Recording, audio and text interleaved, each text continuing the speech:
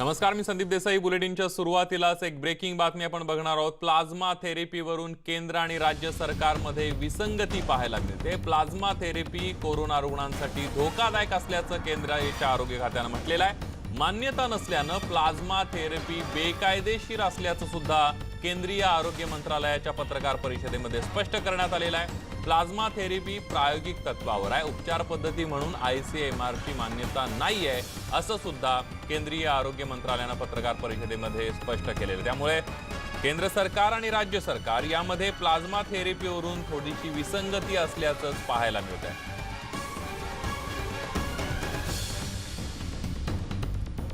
आज केंद्रीय आरोग्य मंत्रालयाने जी पत्रकार परिषद घेतली त्यामध्ये स्पष्ट करण्यात आलं की प्लाझ्मा थेरपी कोरोना रुग्णांसाठी धोकादायक आहे। मान्यता नसल्याने प्लाझ्मा थेरपी बेकायदेशीर असल्याचं सुद्धा केंद्रीय आरोग्य मंत्रालयाने पत्रकार परिषदेमध्ये स्पष्ट केलं। प्लाझ्मा थेरपी ही प्रायोगिक तत्वावर आहे, उपचार पद्धती म्हणून ICMR ची त्याला मान्यता नाही आहे असं सुद्धा केंद्रीय आरोग्य मंत्रालयाने पत्रकार परिषदेमध्ये स्पष्ट केलेलं आहे। त्यामुळे राज्य सरकार आणि केंद्र सरकार यांच्यामध्ये कुठेतरी प्लाझ्मा थेरपीवरून विसंवाद आहे का असा सुद्धा प्रश्न आता निर्माण झालेला आहे। कारण या दोन्ही आज पत्रकार परिषद केंद्रीय आरोग्य खात्याची आणि आरोग्य मंत्र्यांची कालची प्रतिक्रिया बघितली तर या दोन्ही या प्लाझ्मा थेरपीमध्ये केंद्र सरकार आणि राज्य सरकारमध्ये विसंगतीच असल्याचं पाहायला मिळतं। त्यामुळे आता नेमकं प्लाझ्मा थेरपी संदर्भात काय निर्णय होणार हे बघावं लागणार आहे। कारण आरोग्य मंत्र्यांनी सुद्धा राज्यातले आरोग्य मंत्री राजेश टोपे यांनी माहिती दिलेली होती की प्रायोगिक तत्वावर काही 2 ते 3 रुग्णांवर उपचार करण्यात आलेले आहेत। आता नेमकं प्लाझ्मा थेरपीचं पुढे काय होणार हे बघावं लागणार आहे। या सगळ्यामध्ये दरम्यान 24 एप्रिलला कोरोना उपचारासाठी महाराष्ट्रात पूल टेस्टिंग आणि प्लाझ्मा थेरपी उपचाराला केंद्रीय आरोग्य मंत्र्यांकडून मान्यता मिळाली अशी माहिती राज्याचे आरोग्य मंत्री राजेश टोपे यांनी दिली होती। मात्र आज त्यावर केंद्राने स्पष्ट शब्दामध्ये प्लाझ्मा थेरपी बेकायदेशीर आणि धोकादायक असल्याचं म्हटलेलं आहे। राज्याचे आरोग्य मंत्री राजेश टोपे नेमकं काय म्हणाले होते बघूया। प्लाझ्मा थेरपीवर मला काल माननीय आयुक्त प्रवीण परदेशी सांगत होते की 2 व्यक्तींवर प्रयोग केलेला आहे आणि त्याचे खूप चांगले रिपोर्ट्स येत आहेत। त्यामुळे प्लाझ्मा थेरपीच्या अनुषंगाने निश्चित प्रकारे त्याचा जो काही आहे एक्सपेरिमेंटल विषयावरच आहे। हा काय अजून काही मी म्हणत नाही की तो सर्व मान्य आहे, परंतु ICMRने त्याला एक्सपेरिमेंटेशनसाठी मान्यता दिलेली आहे आणि आपण वेगवेगळ्या पद्धतीने त्याच्यावर एक्सपेरिमेंट करत आहोत। एक्सपेरिमेंटल स्टेज पर है, इसका कोई एविडेंस नहीं है कि इसको ट्रीटमेंट के रूप में इस्तेमाल किया जा सकता है। US FDA ने भी इसे एक एक्सपेरिमेंटल थेरेपी के रूप में ही देखा है। ICMR ने एक नेशनल स्टडी को लॉन्च किया है ताकि वह इस थेरेपी की एफिकेसी के बारे में स्टडी कर सके। इसलिए इस विषय में यह क्लैरिफाई करना बहुत जरूरी है, अति आवश्यक है कि जब तक कि ICMR अपनी स्टडी को कंक्लूड ना कर ले, रोबस्ट साइंटिफिक प्रूफ अवेलेबल ना हो, तब तक इस थेरेपी को केवल हम या तो रिसर्च या ट्रायल पर्पस के लिए ही उपयोग करें।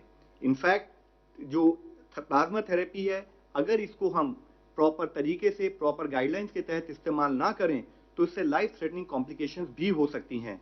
जब तक यह थेरेपी प्रॉपरली अप्रूव नहीं है या इसकी इफेक्टिवनेस सिद्ध नहीं हुई है, तब तक इसके बारे में किसी भी तरह का दावा किसी भी स्थाई पर करा जाना बिल्कुल अनुचित है। ICMR की स्टडी के बारे में कहीं भी इस प्रकार का प्रयोग पूरी तरह से इलीगल है और दूसरी तरफ पेशेंट की जान को इससे खतरा भी उत्पन्न हो सकता है।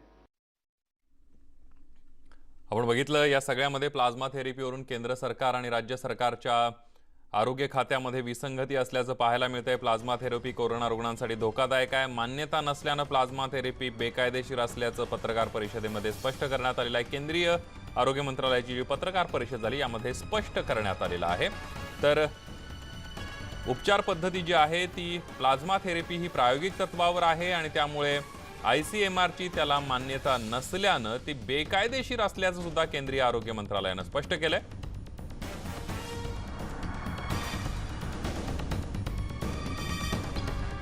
तर आपले महाराष्ट्राचे आरोग्य मंत्री राजेश टोपे यांनी जी माहिती दिली होती त्यानुसार केंद्रीय आरोग्य मंत्रालयाने प्लाझ्मा थेरपीच्या प्रायोगिक तत्वाला मान्यता दिल्याची माहिती त्यांनी दिलेली होती आणि त्यामुळे आता या सगळ्यामध्ये प्लाझ्मा थेरपीचा वापर करायचा की नाही रुग्णांमध्ये यामध्ये राज्य सरकार आणि केंद्र सरकार यामध्ये विसंगती असल्याचं पाहायला मिळतंय। आणि याविषयी बोलण्यासाठी आपल्यासोबत आपले वरिष्ठ सहकारी आशुतोष पाटील आहेत. आशुतोषजी, कुठेतरी प्लाझ्मा थेरपीवरून केंद्र सरकार आणि राज्य सरकारमध्ये विसंगती पाहायला मिळते. संदीप, अतिशय धक्कादायक बातमी ही राज्यासाठी. प्लाझ्मा थेरपीवरून केंद्र सरकार आणि राज्य सरकारच्या विधानांमध्ये ही विसंगती दिसून येते. आज ICMRच्या पत्रकार परिषदेमध्ये स्पष्ट केलं की या प्रकारे जर थेरपी करणार असतील तर त्याला कोणताही सायंटिफिक बेस अजून मिळालेला नाही. जर तो प्रयोग योग्य पद्धतीने करण्यात आला नाही तर तो रुग्णांच्या जीवासाठी धोकादायक ठरू शकतो. मग प्रश्न हा येतो की कोणत्या आधारे राज्य सरकार प्लाझ्मा थेरपीसाठी सेंटर सुरू करणार आहे, कोणत्या आधारे राज्य सरकार राज्यातल्या रुग्णांवर प्लाझ्मा थेरपी करणार आहे. जर प्लाझ्मा थेरपी प्रायोगिक तत्वावर आहे तर अशा प्रकारे राज्य सरकार पुढची पावलं का घेत आहे. प्रायोगिक तत्वावरच्या कोणत्याही प्रकारच्या थेरपीमुळे उद्या रुग्णांच्या जीवाला काही धोका निर्माण झाला, कोणाचा जीव गेला तर याची जबाबदारी कोणावर, हा प्रश्न राज्यातली जनता विचारेल. संदीप, अगदी खरी परिस्थिती आहे आणि त्यामुळे आता नेमकी प्लाझ्मा थेरपीच्या अनुषंगाने उपचार होणार की नाही हा सगळ्यात महत्त्वाचा आहे. आणि या सगळ्यामध्ये आता आशुतोषजी, दुसरा महत्त्वाचा प्रश्न असा आहे की प्लाझ्मा थेरपीला जर मान्यता केंद्रानं दिली असं राजेश टोपे सांगतायत आणि केंद्र सरकार त्याला आज स्पष्ट शब्दामध्ये नकार देत आहे, हे बेकायदेशीर असल्याचं म्हटलेलं आहे. त्यामुळे या सगळ्यामध्ये आता जे रुग्ण आहेत किंवा जे संशयित आहेत त्यांच्या मनामध्ये संभ्रम निर्माण झाला. नेमकी काय परिस्थिती आहे? निश्चितच प्लाझ्मा थेरपी हा एक प्रयोग म्हणून राबवला जावा. प्लाझ्मा थेरपीच्या मुळे रुग्ण बरा होईल की नाही याबाबत कोणतेही खात्रीलायक वृत्त आता देता येत नाही. त्याही पुढे जाऊन जर आज ICMR केंद्रीय आरोग्य मंत्रालय जर असं म्हणत असेल की अशा प्रकारे उपचार करण्याने धोका देखील निर्माण होऊ शकतो आणि बेकायदेशीर देखील ठरू शकतं तर हा गंभीर इशारा आहे.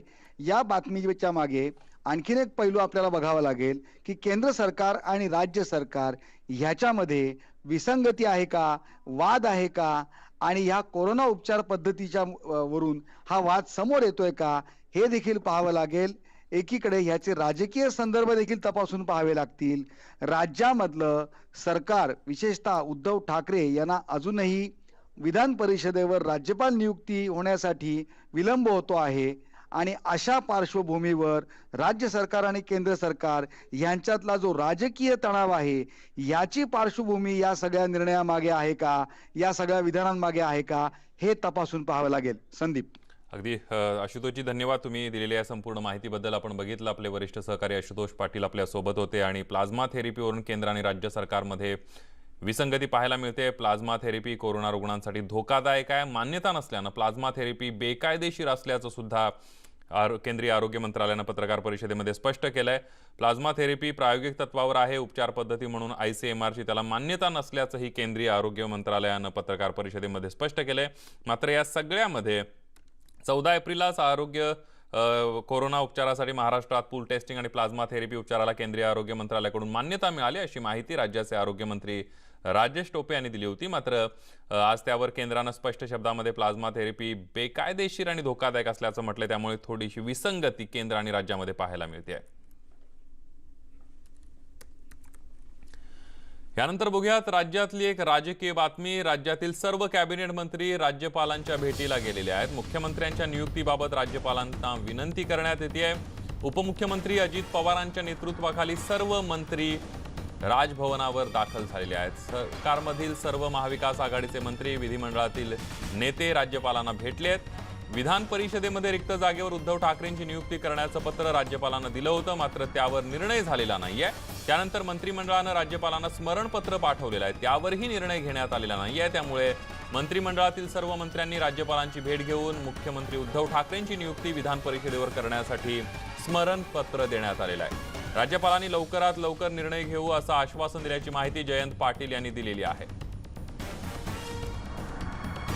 आणि याविषयी अधिक माहिती घेऊयात. उदय जाधव आपले प्रतिनिधी आपल्या सोबत आहेत. उदय, आपण बघतोय महाविकास आघाडीचे सगळे गटनेते असतील किंवा मंत्री, कॅबिनेट मंत्री सगळे राज्यपालांची भेट घेतली आणि विनंती करण्यात आलेली आहे, स्मरणपत्र सुद्धा दिल्याचं कळतंय. काय सांगशील राजभवनातल्या या सगळ्या घडामोडींबद्दल?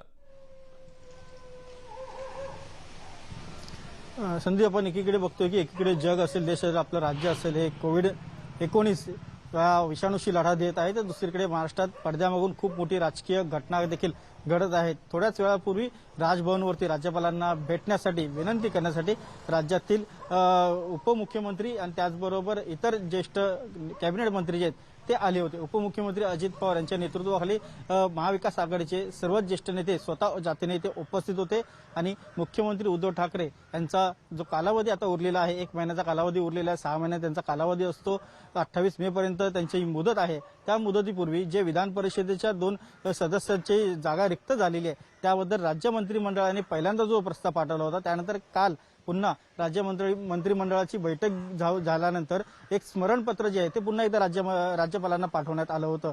त्यानंतर आता स्वतः सर्व ज्येष्ठ मंत्री जे आहेत उपमुख्यमंत्री अजित पवार यांच्या नेतृत्वाखाली महाविकास आघाडीचे नेते सर्व इथे भेटायला आले राज्यपालांना.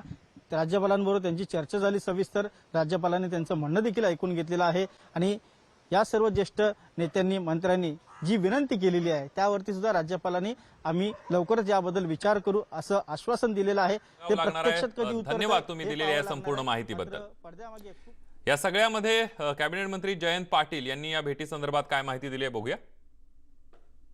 माग जो प्रस्ताव आम्ही दिलेला त्या निमित्ताने पुन्हा एकदा मंत्रिमंडळाची शिफारस उद्धव ठाकरे साहेबांच्या नावाची केली. ते पत्र आज माननीय राज्यपाल महोदयांना महाराष्ट्राच्या आघाडीतील तिन्ही विधिमंडळाचे नेते, राज्याचे उपमुख्यमंत्री आणि भुजबळ साहेब आम्ही सगळ्यांनी मिळून आज या ठिकाणी दिलं आणि त्यांना पुन्हा एकदा विनंती केली की दिलेला जो प्रस्ताव आहे दुसऱ्यांदा राज्याच्या मंत्रिमंडळाने ठराव करून जो प्रस्ताव आपल्याला दिलेला आहे त्यावर आपण लवकर निर्णय घ्यावा. यानंतरच्या बातम्या आहेत न्यूज 18 लोकमतमुळे झालेल्या महत्त्वाच्या इम्पॅक्टच्या. गेल्या 2 दिवसांमध्ये कोरोनाशी मुकाबला करताना राज्यात 3 पोलिसांचा मृत्यू झाल्यानंतर आता राज्यातल्या पोलिसांसाठी प्रशासनानं महत्त्वाचा निर्णय घेतलाय. कालच न्यूज 18 लोकमतनं राज्यातल्या पोलिसांची व्यथा मांडली होती. त्यानंतर आता 55 वर्षांपेक्षा अधिक वय असणाऱ्या पोलिसांना बंदोबस्तावर घेण्यात येऊ नये अशा सूचना मुंबई पोलीस आयुक्तांनी दिलेल्या आहेत. दुसरीकडे पशुधन असणाऱ्या शेतकऱ्यांसाठी मोठा दिलासा देणारी बातमी आहे. कारण कोरोनाचा फटका 16 लाख पशुधनाला सुद्धा बसण्याची शक्यता निर्माण झाली होती. कारण अत्यावश्यक सेवेतल्या थर्मल स्क्रीनिंगच्या कामासाठी पशुवैद्यकीय दवाखान्यातील डॉक्टर आणि कर्मचाऱ्यांना पाठवण्यात आल्यामुळे नगर जिल्ह्यातले पशुवैद्यकीय दवाखाने बंद झाले होते. ही बातमी न्यूज 18 लोकमतनं उचलून धरल्यानंतर प्रशासनानं चक्र फिरवली आणि त्यानंतर पशुवैद्यकीय दवाखाने पुन्हा सुरू झालेले आहेत. तर तिकडे राजस्थानच्या कोट्यामध्ये राज्यातले असंख्य विद्यार्थी अडकून पडले होते. न्यूज 18 लोकमतने बातमी दाखवल्यानंतर राजस्थानात अडकून पडलेल्या अलिबागमधल्या विद्यार्थ्यांना आणि पालकांना परत आणण्यासाठी प्रशासनानं तयारी केली आणि त्यांचा राज्यात परतीचा मार्ग सुद्धा मोकळा झालेला आहे. या सगळ्या काही विद्यार्थ्यांना परत आणण्यात आल्याची सुद्धा माहिती मिळते आणि त्यामुळे या सगळ्या विद्यार्थी आणि पालकांनी न्यूज 18 लोकमतचे आभार मानलेले आहेत. आपण ह्या 3 बातम्या बघतोय. पोलिसांसाठी एक महत्त्वाचा निर्णय झालेला आहे तर दुसरी महत्त्वाची बातमी म्हणजे 16 लाख जनावरांना फायदा झालेला आहे. अहमदनगरमध्ये पशुवैद्यकीय दवाखाने सुरू झाले तर कोटामध्ये अडकलेले विद्यार्थी सुद्धा माघारी परतले. 18 लोकमत मी आपली अत्यंत आभारी आहे. आपण जे आम्हाला मदत केली ते आम्ही कधीही विसरू शकणार नाही. आज मुलं अत्यंत खुश आहेत की जे सर्वांच्या आधी महाराष्ट्रात लवकर पोहोचणार आहे. आपण केलेल्या पाठपुराव्यामुळे जिल्हाधिकाऱ्यांनी आमची लवकरात लवकर दखल घेतली. प्रशासनाने आमची काळजी केलेली आहे. यानंतर बुलेटिनमध्ये एक छोटासा ब्रेक घेऊया. पहा फक्त न्यूज 18 लोकमत.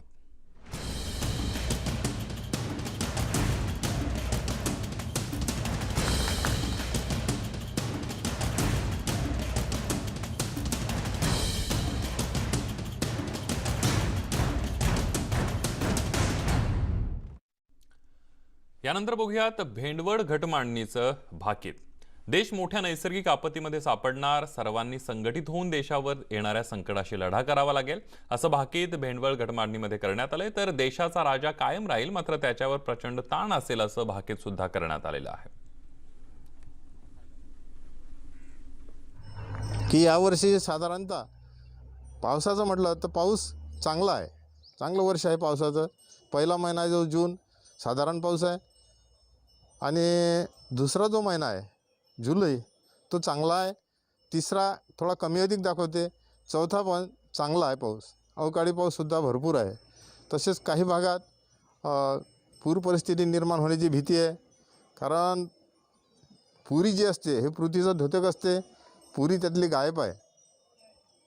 आणि करंजी हे जे असते हे आपल्या देशाच्या आर्थिक परिस्थितीच्या बाबतीत असते, तर करंजीसुद्धा गायब आहे. त्यामुळे देशावर आर्थिक संकट कोसळेल आणि अडचणीत येईल देश, आर्थिक अडचणीत. आणि तसंच रोगराईसुद्धा सांगते, कारण त्याच्यात भादली असते एक धान्य म्हणून, ते रोगराईचं प्रतीक असते, ते थोडं विखुरलं आहे, त्यामुळे रोगराईची परिस्थिती राहील. तसंच पिकाच्या परिस्थितीत कापसाचं पीक साधारण ठीक आहे, त्याच्यानंतर ज्वारीचं पीक ठीक येईल, पण पावसाळा असल्यामुळे जास्त असल्यामुळे नासाडी संभवते. उडीद मूग याचीसुद्धा नासाडी संभवते. तुरीचं पीक लांब पीक आहे आणि पावसाळ्याच्या नंतरचं पीक असल्यामुळे तुरीचं पीक एकदम चांगलं आहे. त्याच्यानंतर रब्बी पिकं गहू, हरभरा हे सुद्धा चांगले आहेत. आणि त्याच्यानंतर करडी हे सुद्धा चांगलं पीक आहे.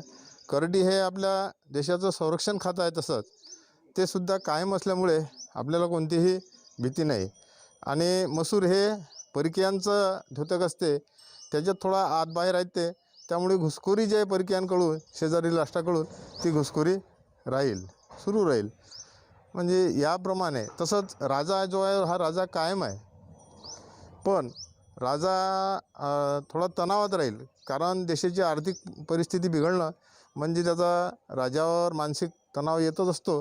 त्याप्रमाणे राजासुद्धा मानसिक तणावात आहे, थोडा सरकलेला आहे. याप्रमाणे यावर्षीच्या मांडणीचे भाकीत होते.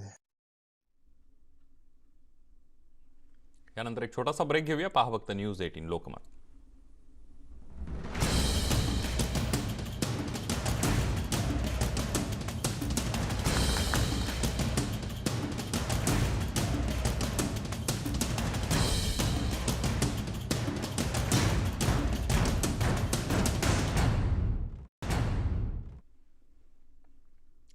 ब्रेकनंतर आपलं पुन्हा एकदा स्वागत.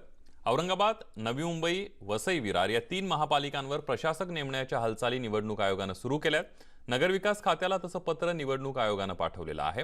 पालिकेच्या मुदत संपत आल्यानं हा निर्णय घेण्यात आलेला आहे. या काही घडामोडींसह बुलेटिनमध्ये इथंच थांबूया. ताज्या बातम्यांसाठी पहा फक्त न्यूज 18 लोकमत.